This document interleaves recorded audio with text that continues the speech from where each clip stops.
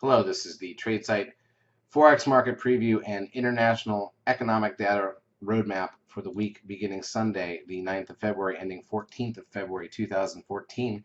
This is going to be fairly brief because really not a lot happened this last week. Here's the dollar index daily chart.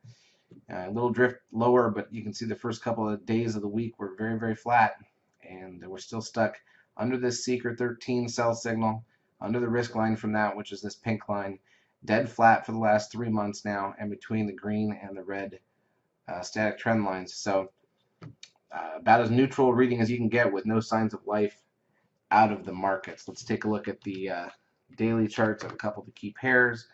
Here's the euro dollar, bounced right off that static trend line that we discussed last weekend. Exactly, so that's pretty interesting. And let's take a look at the pound. Curling back up here, but again, mid-range for where it's been over the last few months. So really nothing super exciting here to get your head around in terms of setups, patterns, or anything like that. The one thing that did play out over the last 2 weeks or so was the pound yen 13 sell signal since the first of the year, right at the top there.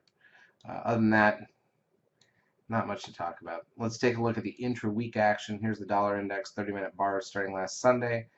Look how flat it was from Sunday going into Monday, and then all day Monday, all day Tuesday, all day Wednesday, and finally, boom. On Thursday on the trade balance, Friday on the NFP data, and even that's not much of a move, but just so flat intraday there.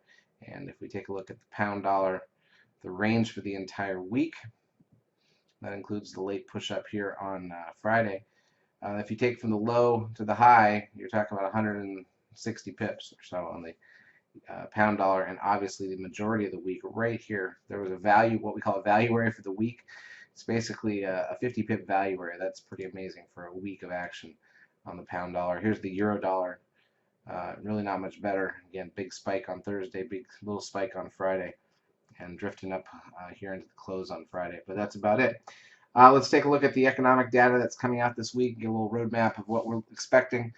Next weekend is going to be leading into a 3-day weekend here in the U.S. We've got President's Day a week from this Monday on the 17th. So just be aware of that. That can slow things down going into next weekend. We will not have calls next weekend, therefore. All right. On Sunday going into Monday. For Sunday starting out the week here, we've got data out of Japan, including their current account, bank lending, then consumer confidence, Switzerland's unemployment rate, French, Italian industrial production, housing starts out of Canada Monday morning. We've got bank holiday out of Japan going into Tuesday. Retail sales monitor out of the UK, business confidence and HPI and home loans out of Australia. Trade balance out of China along with their money supply and new loans. U.S. Testified by Fed Chair Yellen, testimony to Congress.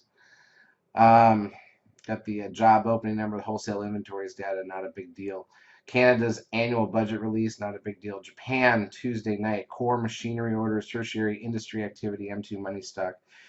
Going into Wednesday, we've got CPI out of Switzerland, industrial production out of Europe, CB leading index out of the UK, the Bank of England inflation report, crude oil inventories out of the US, 10-year bond auction out of the US, Fed budget balance, 2 p.m. Eastern time on Wednesday, New Zealand's business manufacturing index, Japan's CGPI, Australia's MI inflation expectations.